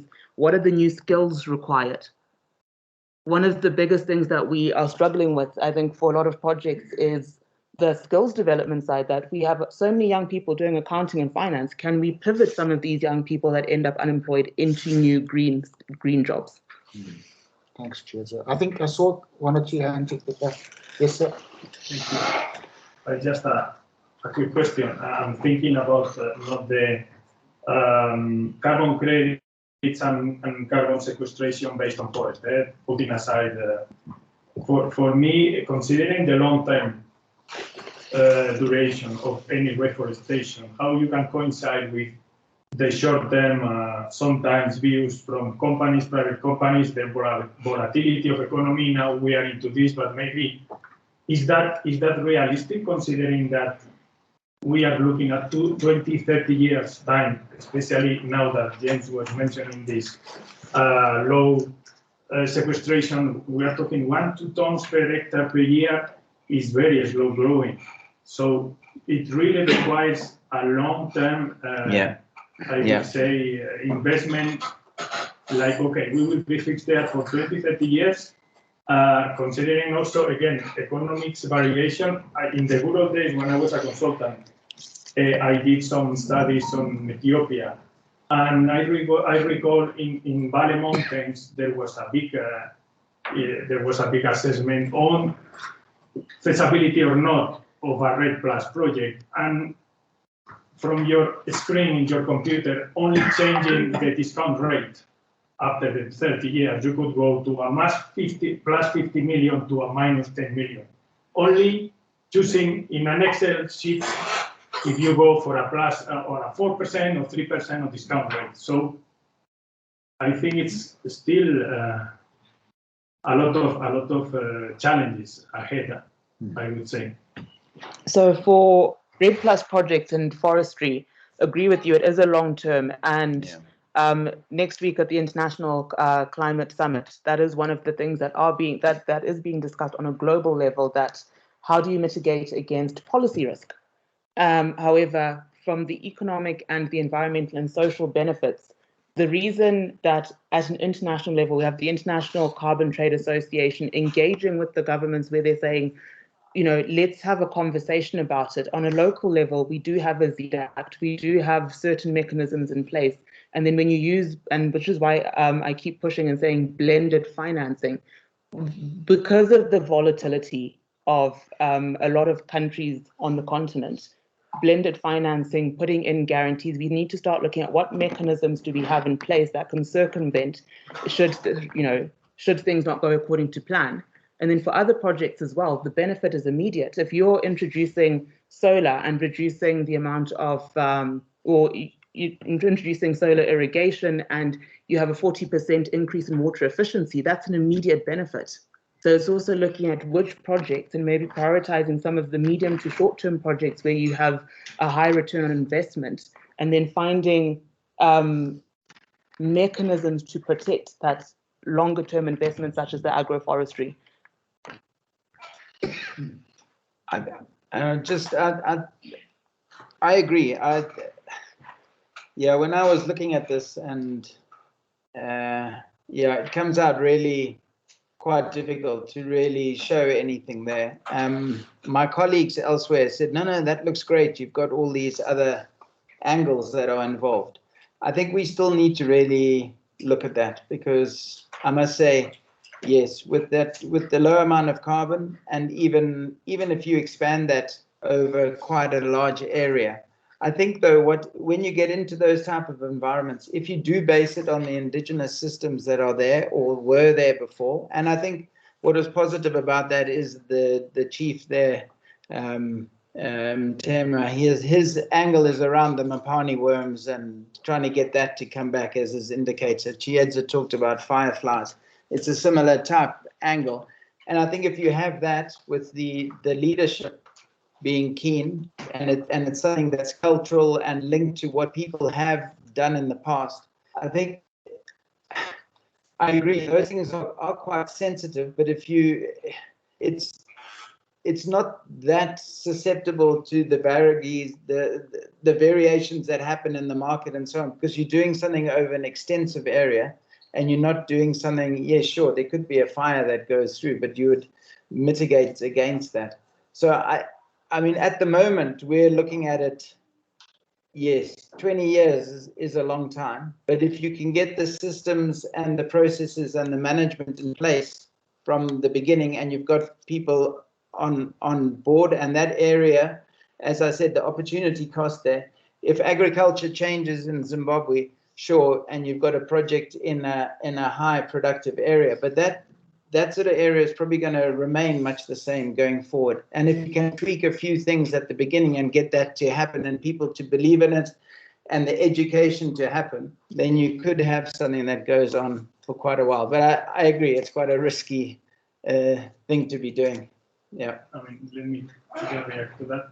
Don't take me bad. I prefer I also work as Matt said on the side of the donor. So we really prefer 1 hectare of quality forest than 1 hectare of eucalyptus or 1 hectare from the ecology point of view, and the quality of the carbon that you will market is the market should reflect that and yes. buy your ton of carbon much higher than the ton of carbon out of eucalyptus. Provided that you can plant eucalyptus in an area of 400 millimeters of water, that's not having a decent growing, that's another story. Anyway, but I was playing David's advocate. I mean, we are supporting that. But I say, for me, it's sometimes the short-termism of the private sector sometimes is a risk factor from our perspective. Yeah. That's a bit the issue, yeah. And just to add to that, I think in Zimbabwe in particular, that's why most businesses are trading businesses, because it's a 2-year turnover. It's not even a 5-year turnover. It's not even, I mean, and that is the difficulty in this environment, yeah. Thank you. Matt, no, I'm just wondering if we could here in this room start dreaming about something where we can pool it a little bit, you know. I might be making, what do I know, 100, 150 solar-powered boreholes with high-efficient drip irrigations, or something like that a year, okay? For me alone to go in and go through the hassle and the bureaucracy, you know, it's not worth it, okay? I'm telling you, it's not worth it, okay? But if we had a mechanism where people like us, like, nobody knows, well, some knows who I am, so I'm Matt from Dan Church, where we could kind of pool the development sector, could pool our stuff and start harvesting these opportunities that we are talking about. You know, maybe, you know, maybe it would be worth doing it, but for what we're doing now, I mean, it's another story. We are planting a heck of a lot of trees as well, and hopefully those are going to come on the market at one stage. But you know, there's a lot of things: agroforestry, agroecology, which is what we do every day. But for us to go in and start getting credits on behalf of the community for the communities, it's, you know, it's too expensive. Hey, it's I think James's business model was just confirmed exactly what we feel about it. It is not easy to actually make a surplus out of such a venture. Huh? It depends on the pricing and what type of carbon credit that you have. So as James highlighted with the modeling, yes, but for the it will be a labor of love. And one of the things that would be the outputs would be the increased biodiversity. Agriculture, I keep saying that the opportunity is there. We are looking at other countries. We're looking at things like, you know, when you look at the revenues that farmers are making with hemp direct fire trial application, it's a game changer for farmers, where the financial sector globally doesn't really sees investing in agriculture as high risk. So that removes the risk of it, and it's an additional revenue stream to an existing business. So it is building resilience as opposed to being a sole revenue source in the agricultural model. So, but can we imagine a body here where I could say, you know, hey, Zimbabwe Carbon Association. You know, and I'm planting dope in half of the country, you know, and industrial hemp. And could we get some money? Yeah, so that's my question. Do you foresee the association doing such a thing? Yeah, I think the association, it would be, beyond getting the regulatory, we keep saying that we keep pushing to government that for our carbon credit framework, we need a sector by sector approach. And the more that is done in terms of putting out guidelines, working with associations, because again, like for farmers, they don't want the extra hassle they just want to be in their field. But if the opportunities can be highlighted to the agriculture sector, that there's these types of methodologies, there are these project developers, you can sign up here. We have people that have signed to a code of conduct to be ethical in their benefit share model, and something has been revised, reviewed, then we consolidate that and we can start opening up the opportunities and building that ecosystem. Sorry, I'm just writing on the questions that have been raised by others. So, like Mars was saying, there are projects where we are doing our agroforestry, right? We are also doing our energy supply, water supply, and they are talking about sector by sector. If that project is overlapping sectors, do they necessarily therefore warrant different projects arrangements? For that one, I'm going to be very honest. I understand agriculture, so I'm not going to tell you something I don't know, but I am happy to share my contact details and I will find out. Can I come in with something on that? So as the association, you're engaging with the ministry. Yes. I assume that's Ministry of Environment. Yes. Yeah. Do you also talk to Ministry of Agriculture, Ministry of Transport, Ministry of Energy, and do they talk to each other about this? So we have been speaking to Ministry of Agriculture, and they will be joining us at the Climate Smart Climate Change Summit next month.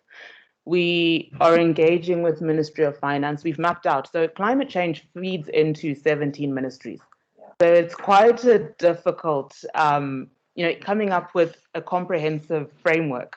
We're saying at a policy level, we need to make sure that the carbon credit framework is not in conflict with the ZEDA Act, is not in conflict with the Finance Act, is not in conflict with the Zimbabwe Agriculture Investment Plan. So there's a lot of coordination and interministerial dialogue that's needed. And Ministry of Environment does report directly to OPC, but I think it's us as private sector mirroring and also engaging with and saying, these are our recommendations. We recommend you bring these people to the table and we talk about renewable energy, but have Ministry of Energy there, Ministry of Finance, Ministry of Environment, so that we can start consolidating and coordinating and mirroring that coordination on the private sector side. So, Godfrey, do you have a question? Look on the other Yeah, I side. think it's related to Mike. what is going And then on. Roper. One of the things that is there is the experts coming with all these ideas. When you go to communities, this sounds like foreign ideas, things that have not been heard of before. So it's not reduced to an understanding at that level. And one of the things that I think is an avenue to go so that the communities get involved is through these rural district councils. They've got platforms where they bring in the communities to discuss the future and so forth. So I think the association needs to do something about that. Otherwise, these things remain. I was at a meeting where there was this carbon company talking about, and it was saying, in order for this to make sense, there's a big map of where people are dotted around in terms of their livestock, their arable land. So to make sense, we need to move this whole lot of people to here so that we can then do something to make it better. The people did not even want to hear of that. But there you go, that's your eucalyptus forest. So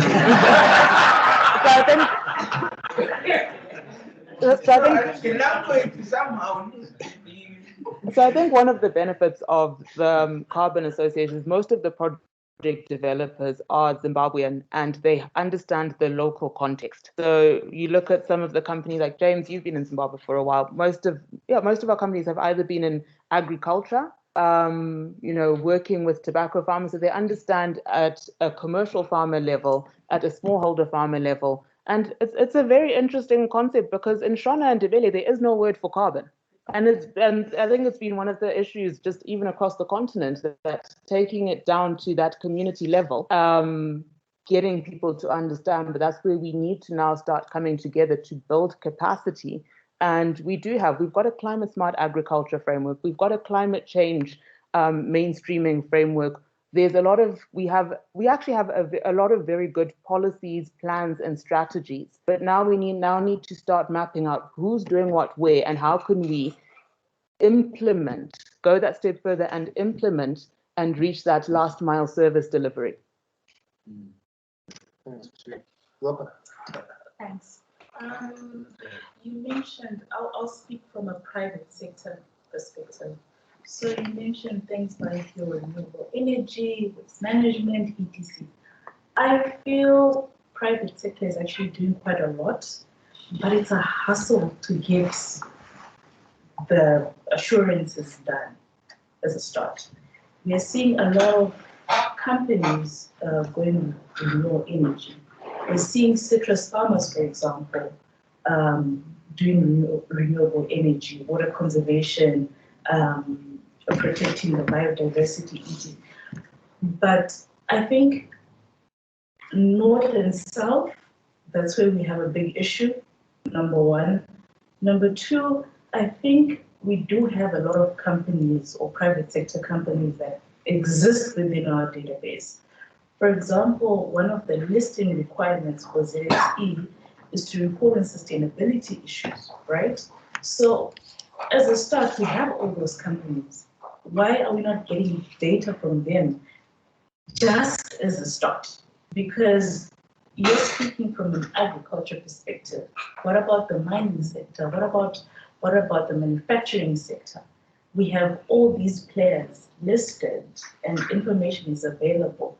We need it populated so that when we sit around the table, we have all these players contributing, and then we're able to say, as Zimbabwe, this is what we can put on the market.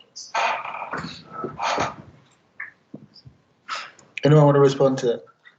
No. Second, we can respond. So I think this is where we need to leverage things such as the ZSE, where you've got companies that are reporting, because you're not really engaging with Ministry of Environment, but that's our nationally designated authority that should be consolidating the data. So everyone is. You've got your EMA Act, for example. You've got your Ministry of Industry. You've got your Ministry of Finance. These are people that we interact with. Just because I'm in manufacturing doesn't mean I don't talk to EMA, because I'm a big consumer of PET, you know. So we have this dialogue happening with different ministries. But I'm saying, as an association, the information is there. I think we need more effort from you guys to engage private, public sector so that you can have a database. And then from there, I think we can have conversation around what do we currently have to offer on the market. So I think what would be exciting. Yes, we're very new. And I think, Michael, you asked where donors can put their money. We are very open to strategic partnerships, research partnerships, infrastructure development, data coalition and collection. And I agree with you, the data is there, and we're also not we're not leveraging it as a country. So even on the impact side, we've got SI 136 of 2019, which pushes companies to do ESG reporting. Now, with the ESG reporting, is it standardized? Are we all speaking the same language? I would say that a better monitoring and evaluation would be the SDG, because it fits into a lot more. And then on that side, again, looking at what are the opportunities for every sector, including finance. So in 2020, last year, Zimbabwe mobilized 2 million in impact-related funding, SDG funding, and climate action falls under that. As a country, we mobilized 2 million. Uganda, 222 million. And Uganda's got lower liquidity than us. Kenya, 1.8 billion. So we also have to look at, okay, climate finance, what are the opportunities for the finance sector? And we need that sector by sector approach of how the carbon market feeds into, can enhance or benefit certain sectors. But we need to be capacitated and we need to grow to be able to do that and have the right regulatory environment for it to make sense. So I think they're firefighting at the moment, Ropa, and they're not funded either. So this is pro bono work that you see being done here. Are there any more questions for our experts? Yeah. Okay. Great. Well, it just leaves for me then to thank James Chiedza, to thank you for coming to interact with him. Yeah. Yeah, good. Thanks a lot.